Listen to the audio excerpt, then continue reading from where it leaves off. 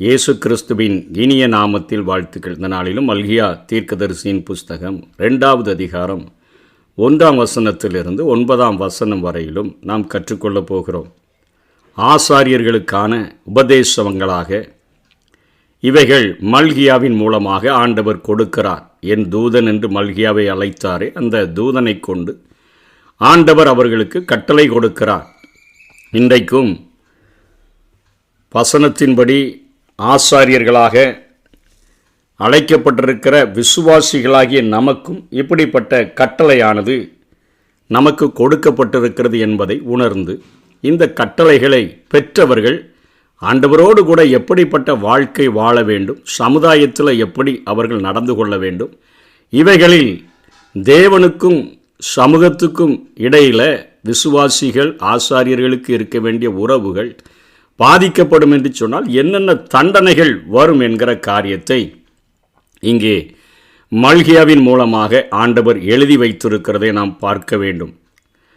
அவர்கள் எப்படி இருக்க அழைக்கப்பட்டார்கள் என்று சொல்லி வசனம் 5ஆம் வசனத்திலிருந்து 7ஆம் வசனம் வரையிலும் இங்கே வேதம் நமக்கு போதிக்கிறது. அவனோடே பண்ணின என் உடன்படிக்கை ஜீவனும் சமாதானமுமாக இருந்தது. அவன் எனக்கு பயப்படும் பயத்தோடே இருக்க வேண்டுமென்று இவைகளை அவனுக்கு கட்டளையிட்டேன். அப்படியே அவன் என் நாமத்துக்கு பயந்தும் இருந்தான். அதாவது இன்றைக்கு ஆசாரியர்களாகட்டும், ஆசாரியர்களாய் அழைக்கப்பட்டிருக்கிற ஒவ்வொரு விசுவாசிகளின் பங்காகட்டும், அவர்கள் தேவனுடைய நாமத்துக்கு பயந்து இருக்கக்கூடியவர்களாக இருக்க வேண்டும். இந்த உலகத்தில் ஆத்மாவை நரகத்தில் தள்ளி அழிக்க வல்லவராகி அவர் ஒருவருக்கு நம்ம எல்லாரும் பயந்து இருக்க வேண்டும் என்று சொல்லி வேதம் நமக்கு அறிவுறுத்தக்கூடியதாக இருக்கிறது. வேற எந்த ஒரு காரியத்திற்கும் நாம் பயப்பட வேண்டியதில்லை. நம்முடைய ஆத்மாவை நரகத்தில் தள்ளி அழிக்க வல்ல ஒருவருக்கு நம்ம பயப்படும்படியாக வேதம் நமக்கு போதிக்கிறது. என்னாகமம் 3ஆம் அதிகாரம் 12ஆம் வசனத்தில் ஆண்டவர் அவனோடு பண்ணின என் உடன்படிக்கை ஜீவனும் சமாதானமுமாக இருந்தது என்று சொல்லுகிறாரு. என்ன உடன்படிக்கையை அவனோடு கூட பண்ணினார் என்று சொன்னால், ஆண்டவர் பின்னும் கர்த்தர் மோசேயை நோக்கி, இஸ்ரவேல் புத்திரரில் கற்பந்திறந்து பிறக்கிற முதற் பேரான யாவுக்கும் பதிலாக நான் லேவியரை இஸ்ரவேல் புத்திரர் என்று எடுத்துக்கொண்டேன். அவர்கள் என்னுடையவர்களாய் இருக்கிறார்கள். அதாவது ஆசாரியர்கள் லேவி கோத்திரத்தை சேர்ந்தவர்களாக பழைய ஏற்பாட்டின் நாட்களிலே இயேசு கிறிஸ்துவினுடைய வருகைக்கு முன்பாக அவர்கள் இருந்தார்கள். ஆகவே ஆண்டவர் சொல்லுகிறார், கற்பந்திறந்து பிறக்கிற எல்லாவற்றையும் நான் எனக்குன்னு சொல்லியிருந்தேன். இப்போ நான் அதற்கு பதிலாக லேவியரை இஸ்ரவேல் புத்திரரிலிருந்து அவங்க எல்லாருமே எனக்கு ஊழியம் செய்யும்படியாக நான் அவர்களை எடுத்துக்கொண்டேன் என்று சொல்லுகிறார். என்னாகமும் 25:10ஆம் வசனத்திலிருந்து 13ஆம் வசனம் வரையிலும் அங்கே ஆண்டவர் ஒரு சமாதானத்தின் உடன்படிக்கையாக பண்ணுகிறார். என் உடன்படிக்கை ஜீவனும் சமாதானமாக இருந்தது என்று சொல்கிறாரு. என்ன, எலியாசாரின் மகன் பினகாஸ் அவன் ஒரு காரியத்தை செய்கிறான். அங்கே மோசே சபைகளெல்லாம் தேவனுடைய சன்னிதானத்தில் கண்ணீரோடு கூட ஜெபித்து கொண்டிருக்கிற அந்த நேரத்தில் அங்கே இஸ்ரவேலில் புத்திரரில் ஒருவன், அதாவது சிம்ரி என்று அழைக்கப்படக்கூடிய ஒரு பிரபு, கஸ்பி என்று சொல்லக்கூடிய ஒரு மீதியானிய ஸ்திரீயோடு கூட விபச்சாரம் பண்ணும்படியாக ஒரு அறைக்குள்ளாக, அவளும் ஒரு நல்ல ஒரு சூழ்நிலையில் பிறந்தவள், 2 பேரும் கடந்து செல்லும் பொழுது அதை பார்த்த எலியாசரின் மகன் பினகாஸ் பின்பாக சென்று அங்கே அவங்க 2 பேரையும் வயிற்றில் குற்றி கொண்டு போட்டான் என்று பார்க்கிறோம். 24,000 பேர் வாதையில் செத்து கிடக்கிறார்கள். அங்கே மோசேயும் ஜனங்களும் தேவனை நோக்கி முறையிட்டு கொண்டிருக்கிற இந்த நேரத்தில் பாவம் செய்யும்படியாய் துணிகரமாய் சென்ற அவர்களை 2 பேரையும் ஒரு ஈட்டி எடுத்து குத்தி கொண்டு போட்ட பொழுது அங்கே ஆண்டவர் பேசுகிறார். என்ன சொல்கிறார், நான் எரிச்சலில் இஸ்ரவேல் புத்திரரை நிர்மூலமாக்காதபடிக்கு ஆசாரியனாகிய ஆரோனின் குமாரனான எலியாசாரின் மகன் பினகாஸ் என் நிமித்தம் அவர்கள் நடுவில் பக்தி வைராக்கியம் காண்பித்ததினால் இஸ்ரவேல் புத்திரரின் மேல் உண்டான என் உக்கிரத்தை திருப்பினேன். கோபத்தை மாற்றும்படியான ஒரு கிரியையை இங்கே பினகாஸ் செய்கிறான். ஆகையால் இதோ அவனுக்கு என் சமாதானத்தின் உடன்படிக்கையை கட்டளையிடுகிறேன். அவன் தன் தேவனுக்காக பக்தி வைராக்கியம் காண்பித்து இஸ்ரவேல் புத்திரருக்காக பாவ நிவர்த்தி செய்தபடியால் அவனுக்கும் அவனுக்கு பின்பு அவன் சந்ததிக்கும் நித்திய ஆசாரிய பட்டத்திற்குரிய உடன்படிக்கை உண்டாயிருக்கும் என்று சொல் என்றார். இதுதான் லேவியர்களோடு கூட ஆண்டவர் பண்ணின ஒரு ஜீவனும் சமாதானமுமான உடன்படிக்கை. பாவம் செய்கிற மக்களை பட்சபாதம் இல்லாமல் கடிந்து கொள்ளும் பொழுது, தண்டனைக்குட்படுத்தும் பொழுது ஆண்டவர் அவர்களோடு கூட ஜீவனும் சமாதானமுமான ஒரு உடன்படிக்கையை பினகாசோடு கூட ஏற்படுத்தி அது அவர்களுடைய சந்ததிக்கும் அது தாண்டி செல்லும் என்கிற ஒரு காரியத்தை ஆண்டவர் கொடுக்கிறார். அந்த ஒரு உடன்படிக்கை அவர்களுக்கு ஆண்டவர் செய்து கொடுக்கிறதை பார்க்கிறோம். அதனைத் தொடர்ந்து 6ஆம் வசனத்தில் யதார்த்தமாய் சஞ்சரிக்கிறவனாக காணப்பட வேண்டும். ஒருவன் ஜெபிக்கிறவன், ஒரு விசுவாசியாக போதிக்கிறவனாக அவன் இருப்பான் என்று சொன்னால், அவர்கள் ஒவ்வொரு நாளும் முதல் மணி நேரத்தை தேவனுக்காக கொடுக்கிறவர்களாக, தேவ சன்னிதானத்தில் சஞ்சரிக்கிறவர்களாக அவர்கள் காணப்பட வேண்டும். நம்முடைய முன்னோர்கள் என்று வேதத்தில் எழுதப்பட்டிருக்கிற ஏனோக்கு ஆதியாகமம் 5ஆம் அதிகாரம் 22ஆம் வசனத்தில் 300 வருஷம் தேவனோட சஞ்சரித்து கொண்டிருந்து அவர் குமாரர்களையும் பெற்றான் என்று எழுதியிருக்கிறது. அதே போல ஆதியாகமம் 6ஆம் அதிகாரம் 9ஆம் வசனத்தின் பின்பகுதியில் நோவா தேவனோட சஞ்சரித்து கொண்டிருந்தான். அவரோடு கூட ஒரு உறவு, நல்ல உறவு, ஒரு நல்ல ஐக்கியத்தை வைக்கிறவர்களாக விசுவாசிகள் ஆகட்டும். அதாவது இன்றைய நாட்களிலே ஆசாரியர்கள் என்று அழைக்கப்படுகிற நம்ம ஒவ்வொருவரும் அவரோடு கூட சஞ்சரிக்கிறவர்களாக காணப்பட வேண்டும். பயம் வேண்டும். ஆண்டவர் என்னோடு கூட ஒரு சமாதானத்தின் உடன்படிக்கையை ஏற்படுத்தி இருக்கிறார் என்கிற ஒரு நம்பிக்கை வேண்டும். தேவனோடு கூட சஞ்சரிக்கிறவர்களாக காணப்பட வேண்டும். ஆமோஸ் 3ஆம் அதிகாரம் 3ஆம் வசனம் ஏன் சஞ்சரிக்கிறவர்களாக இருக்க வேண்டும் என்று சொன்னால், 2 பேர் ஒருமனப்பட்டிருந்தால் ஒழிய ஒருமித்து நடந்து போவார்களோ என்று ஆமோஸ் கேட்கிறார்.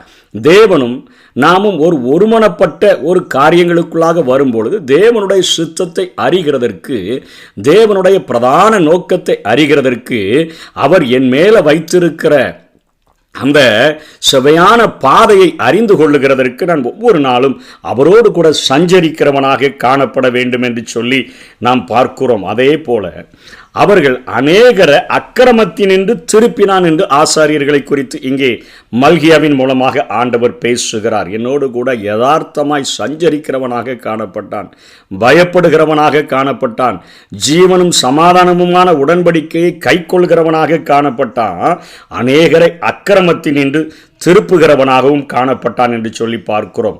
அதை நம்முடைய புதிய ஏற்பாட்டின் பகுதிகளிலே பவுல் எடுத்து எழுதும் பொழுது அப்போஸ்தலர் 26ஆவது அதிகாரம் 18ஆம் வசனத்தில் அவன் அழகாக சொல்லுகிறான், அவர்கள் என்னை பற்றும் விசுவாசத்தினாலே பாவ மன்னிப்பையும் பரிசுத்தமாக்கப்பட்டவர்களுக்குரிய சுதந்திரத்தையும் பெற்றுக்கொள்ளும்படியாக அவர்கள் இருளை விட்டு ஒளியினிடத்திற்கும் சாத்தானுடைய அதிகாரத்தை விட்டு தேவனிடத்திற்கும் திருப்பும்படிக்கு நீ அவர்களுடைய கண்களை திறக்கும் பொருட்டு இப்பொழுது உன்னை அவர்களிடத்திற்கு அனுப்புகிறேன் என்றார் என்று அகிரிப்பா ராஜாவினிடத்தில் பவுல் தன்னுடைய அழைப்பை குறித்து பேசுகிறான். அநேகரை அக்கிரமத்தினின்று திருப்புவதுனா என்ன அப்படின்னு சொன்னா, இயேசு கிறிஸ்துவை பற்றுகிற விசுவாசம் முதல்ல உண்டாக்குகிறவர்களாக இருக்கணும். அது நிமித்தமாக அவர்களுக்கு பாவ மன்னிப்பு கிடைக்கும்.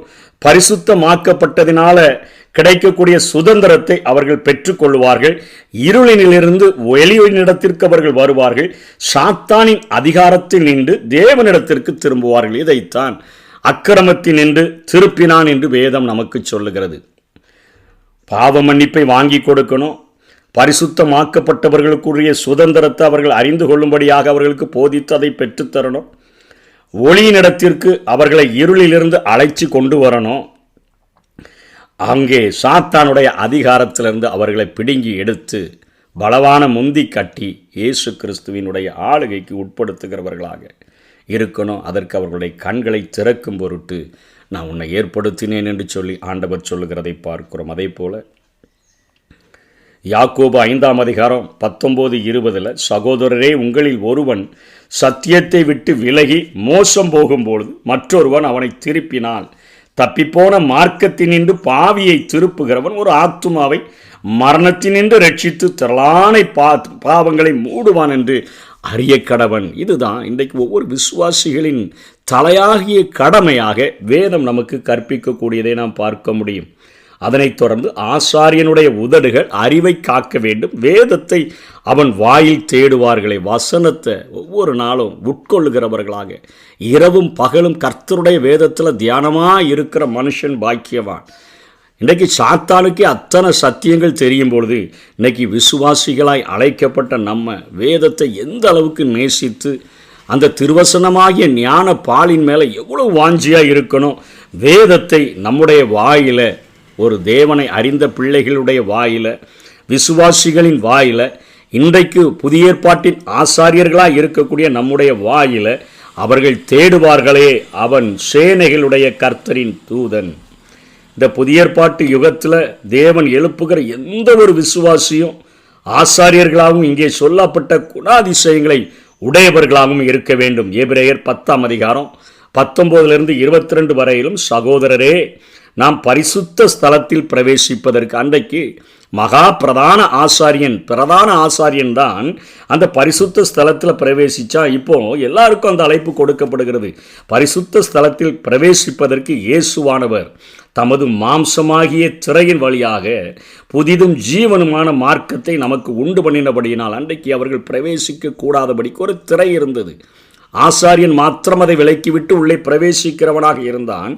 இங்கே இயேசு கிறிஸ்துவனுடைய மரணத்திற்கு பின்பாக அவருடைய மாம்சமாகிய திரையின் வழியாக புதிதும் ஜீவனுமான ஒரு மார்க்கம், ஒரு வழியானது நமக்கு உண்டு பண்ணினபடினால அந்த வழியின் வழியாக, மார்க்கத்தின் வழியாக பிரவேசிப்பதற்கு அவருடைய இரத்தத்தினாலே நமக்கு தைரியம் உண்டாயிருக்கிறதினாலும், தேவனுடைய வீட்டின் மேல் அதிகாரியான பிரதான ஆசாரியர் நமக்கு ஒருவர் இருக்கிறபடினால மனசாட்சி நீங்க தெளிக்கப்பட்ட இருதயம் உள்ளவர்களாகவும், சுத்த ஜலத்தினால் கழுவப்பட்டு சுத்த மனசாட்சி பெற்றவர்களாக, சுத்த ஜலத்தினால் கழுவப்பட்ட சரீரம் உள்ளவர்களாக, உண்மையுள்ள இருதயத்தோடும் விசுவாசத்தின் பூரண நிச்சயத்தோடும் சேர கடவோம் என்று வேதம் நமக்கு அழகாக ஒரு வழியை நமக்கு ஏற்படுத்தி தந்திருக்கிறதை சொல்லுகிறது. அதே போல பேதுரும் தன்னுடைய பங்கிற்கு 1 பேதுரு 2:5 பரிசுத்த ஆசாரிய கூட்டமாக கட்டப்பட்டு வருகிறீர்கள் என்று சொல்லுகிறார். 9 ராஜரீக ஆசாரிய கூட்டம் என்று சொல்லுகிறதை பார்க்கிறோம். ஆனால் இன்றைக்கு நம்ம என்ன செய்து விடுகிறோம் என்று சொல்லப்படுகிற இத்தனை காரியங்களும் விசுவாசிகள் கடைபிடிக்க வேண்டும். ஆலயத்துக்கு போகணும், ஞாயிற்றுக்கிழமை ஒரு நாள் ஆலயத்துக்கு போகணும், ஆராதிக்கணும், காணிக்கையை போடணும், வந்துவிட வேண்டும் என்று சொல்லி அல்ல. தேவனுக்கு பயப்படுகிறவர்களாக, தேவனுடைய உடன்படிக்கையின் மேலே கை கொள்ளுகிறவர்களாக, ஜீவனும் சமாதானமுமான அந்த உடன்படிக்கையை நிறைவேற்றுகிறவர்களாக, யதார்த்தமாய் ஆண்டவரோடு கூட சஞ்சரிக்கிறவர்களாக நாம் வாழணும். அநேகரை அக்கிரமத்தினின்று திருப்புகிறவர்களாக, ஒவ்வொருவருடைய அந்த பாவங்களுக்காக பரிசுத்த ஸ்தலத்தில் பிரவேசித்து நமக்காகவும் நம்மை சார்ந்த ஒவ்வொருவருக்காகவும் தேவனுடைய சமூகத்தில் பரிந்து பேசுகிறவர்களாக நாம் காணப்பட வேண்டும் என்று சொல்லித்தான் வேதம் நம்மை அழைக்கிறது. அன்றைக்கு இருக்கக்கூடிய ஆசாரியர்களுக்கு அந்த பணி கொடுக்கப்பட்டது. இன்றைக்கு இருக்கக்கூடிய விசுவாசிகளாகிய நமக்கும், பரிசுத்த ஆசாரிய கூட்டமாக கட்டப்பட்டு வருகிற நமக்கும் இப்படிப்பட்ட பணியானது கொடுக்கப்பட்டிருக்கிறதை நாம் இந்த வேத பகுதியிலிருந்து கற்றுக்கொள்ள முடியும். அவர்கள் அப்படி செய்யாமல் வழியை விட்டு விலகி அநேகரை வேதத்தை குறித்து இடர பண்ணினார்கள். ஒரு இடறுதலான ஒரு வாழ்க்கையை அவர்கள் கொடுத்தாங்க. லேவியின் உடன்படிக்கையை கெடுத்து போட்டீர்கள் என்று சேனைகளின் கர்த்தர் சொல்லுகிறார். நீங்கள் என் வழியை கை கொள்ளாமல் வேதத்தை குறித்து பட்சபாதம் பண்ணினபடினால் நானும் உங்களை எல்லா ஜனத்துக்கும் முன்பாக உங்களை பட்சபாதத்தோடு கூட உங்களை நடத்துவேன் என்று சொல்லி ஆண்டவர் பேசுகிறதை பார்க்கிறோம். இயேசு கிறிஸ்து இந்த பூமியிலே வாழ்ந்த நாட்களிலே மத்தேயு எழுதின அந்த நிருப ஆக்கியோன் இயேசு கிறிஸ்து பேசின வார்த்தைகளை குறித்து அங்கே சொல்லுகிறதை பார்க்கிறோம். மத்தேயு 23:13-15 வரையிலும் மாயக்காரராகிய வேதபாரகரே, பரிசேயரே, ஆசாரியர்களை குறித்து பேசுகிறார். உங்களுக்கு ஐயோ, மனுஷர் பிரவேசியாதபடி பரலோக ராஜ்யத்தை பூட்டி போடுகிறீர்கள். நீங்கள் அதில் பிரவேசிக்கிறதும் இல்லை, பிரவேசிக்க போகிறவர்களை பிரவேசிக்க விடுகிறதும் இல்லை. தேவனுடைய வழிகளை அவர்கள் சொல்லிக் கொடுக்கிறதில்லை. மாயக்காரராகிய வேதபாரகரே, பரிசேயரே, உங்களுக்கு ஐயோ, பார்வைக்காக நீண்ட ஜெபம் பண்ணி விதவைகளின் வீடுகளை பட்சித்து போடுகிறீர்கள். இது நிமித்தம் அதிக ஆக்கினையை அடைவீர்கள். பரலோக ராஜ்யம், மனம் திரும்புங்கள், பரலோக ராஜ்யம். அதுக்காகத்தான் நாம் இன்றைக்கு விசுவாசிகளாக, தேவனுக்கு ஊழியர்களாக, தேவனுடைய ராஜ்யத்திற்கு பணியாளர்களாக இருக்கிறோம். அந்த பரலோக ராஜ்யத்தையே பூட்டி போடுகிற வேலையை ஆசாரியர்கள் செய்கிறார்கள் என்று சொல்லுகிறார். நம்மை குறித்தும் பேசுகிறார். நீண்ட நேரம் ஜெபம் பண்ணுறோம், ஆனால் விதவைகளின் வீடுகளை பட்சித்து போடுகிறவர்களாக காணப்படுகிறோம். இன்னும் 15ஆம் வசனத்தில் இன்னும் சூடாகி ஆண்டவர் சொல்லுகிறார், மாயக்காரராகி வேதபாரகரே பரிசேயரே உங்களுக்கு ஐயோ, ஒருவனை உங்கள் மார்க்கத்தானாக்கும்படி சமுத்திரத்தையும் பூமியையும் சுற்றித் திரிகிறீர்கள். அவன் உங்கள் மார்க்கத்தானான போது அவனை உங்களிலும் இரட்டிப்பாய் நரகத்தின் மகனாக்குகிறீர்கள். அத்தனையாய் கேடான காரியங்களை நீங்கள் செய்து வேதத்தை குறித்து பட்சபாதம் காட்டுகிறவர்களாக நீங்கள் என் ஜனத்துக்கு முன்பாக என்னை அற்பமும் என்னை கனவீனப்படுத்தினபடினால உங்களை நான் அற்பமும் நீசருமாக நான் மாற்றிவிடுவேன் என்று ஆண்டவர் எச்சரிக்கிறதை நாம் பார்க்கிறோம். இங்கே நீதிமொழிகள் 24:23 நியாயத்திலே முகதாட்சண்யம் நல்லதல்ல என்று சொல்லப்படுகிறது.